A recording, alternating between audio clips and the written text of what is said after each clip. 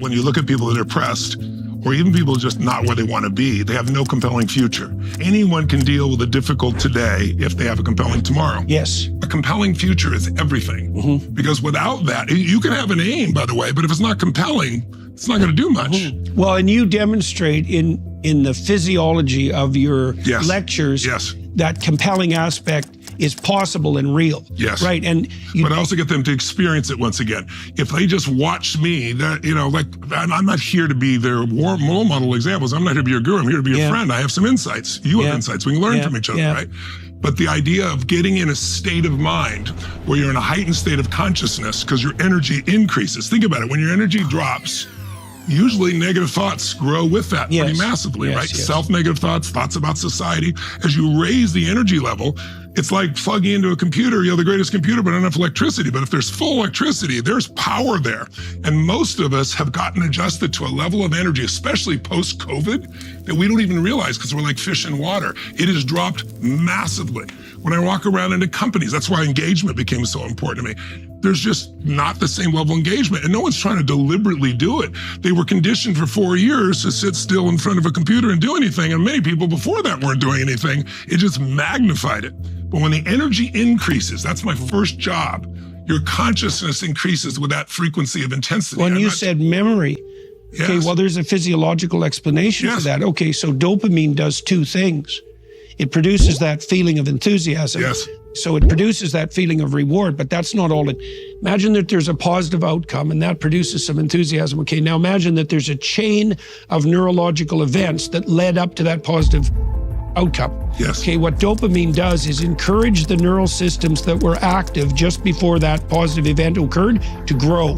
So now that means you're creating more wiring. And you're strengthening whatever connections were used to have. So you're going from dial-up to if you're increasing the energy and you're simultaneously getting people to configure their goals, and those two things are happening at the same time, that should increase the probability that the goals that they adopt will be instantiated permanently into memory. And then it's also not exactly the kind of memory that you would call to mind to talk about. It's the kind of memory that you see the world through. So that's a different, that's procedural memory. It's a completely different kind of memory. I get it. It's the kind of memory that, so let's say you practice applying a certain framework of interpretation to your circumstances. Okay, that practice reconfigures procedural memory, and that's literally that's the rewiring of the system through which you view the world. That's correct. And we have a new view of the world. You come up with new meanings.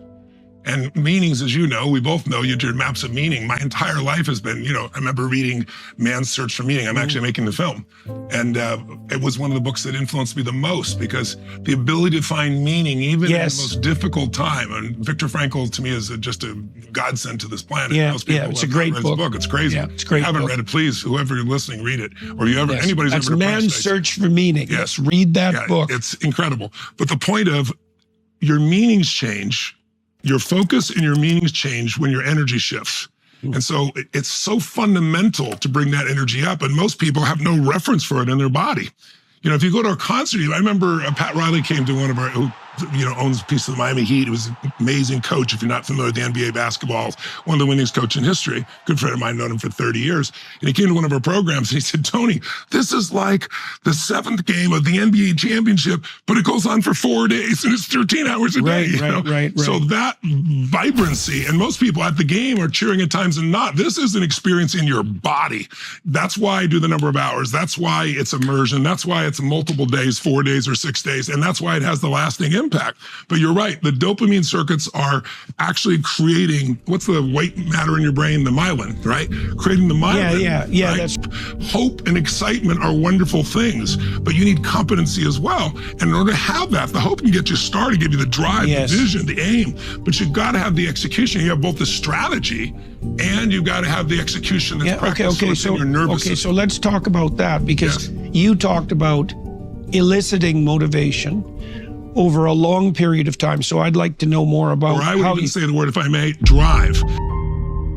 Because motivation is, the reason I use it, it's like a warm bath. You should probably take a bath, but it doesn't last, right? You should still do it. But drive is like, everyone is motivated. If you're overweight, you're motivated to eat, right? Come on. I want to find out what drives you, because if we unleash your drives, what drives you towards the right aim. That's right. What is it that will unleash you? That's what this experience is about. That's different than just being motivated. Okay, so let's walk. Okay, so I have an exercise that people can do online called future authoring, and one of its steps, and I'd like you to tell me how this compares to what you're doing in your seminars, in your events. So it's a conditions of satisfaction exercise, or it's a meditation and contemplation exercise, or it's a prayer. You could think of or a request for revelation. But here's the idea. So it's you imagine for a moment that you could have what you wanted and needed in 5 years. Okay, but there's a condition. You have to know what it is and you have to specify it. Okay, now then the question would be, well, how are you going to discover that? And the answer is, you ask yourself. It's like, okay, like what would, it's like the Viktor Frankl scenario. Even hypothetically, what would get me out of the bed in the morning on a very, very difficult day? Yes. Like, what could I imagine could come to me in my life? Get you up early. Make you feel fully alive. Yeah, well, and what would make you persevere in times of trouble? Exactly. It's even a more direct question. Yes. Okay, so... And by the way, I find, tell me if it's the same for you, it's not just the aim or objective, it's strong enough reasons.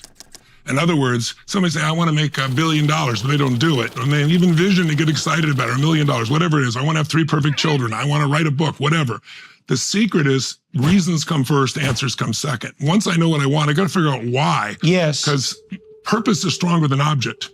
So the object may inspire you, but what's going to keep you going is strong enough reasons when it's tough. What are the reasons? Okay, I want this money. For what? Well, I want to provide a home for my mom. Well, that's very different than I just want to have this pieces of paper with pictures of dead people on it, right? And people say, I want money. They don't want money. They want an emotion. They want an impact. They want security, or they want freedom, or they want to be able to contribute, or they want to do something they think money will give them more choices on, right? They don't want the money. So I'm always trying to dig underneath to figure out what is the that's the substructure. Exactly. Yeah, okay. That's the surface desire. Right. And many people focus on the surface desire, not knowing enough reasons to follow through. That's why New Year's resolutions don't work. 91% of them, I don't know what the latest statistic is, people don't follow through after 3 weeks. By the time they're hearing us speak, if they had New Year's resolutions, they're gone, because they don't have the reasons to push through, and they don't have the strategy.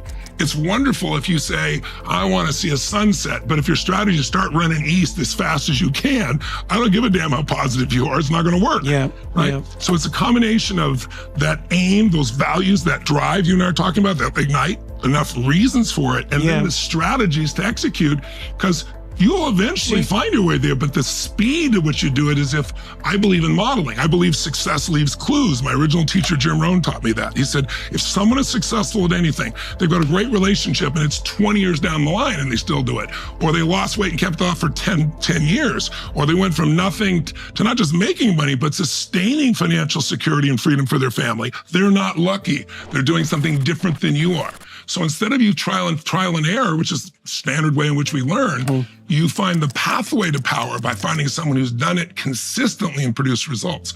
That obsession within me has launched most of the books I've written, most things I've done. It's like, I want to know what, this book was, how do I help people with the best breakthroughs in health, for example, life force and energy. They take 17 years to go from the breakthrough time to your clinician.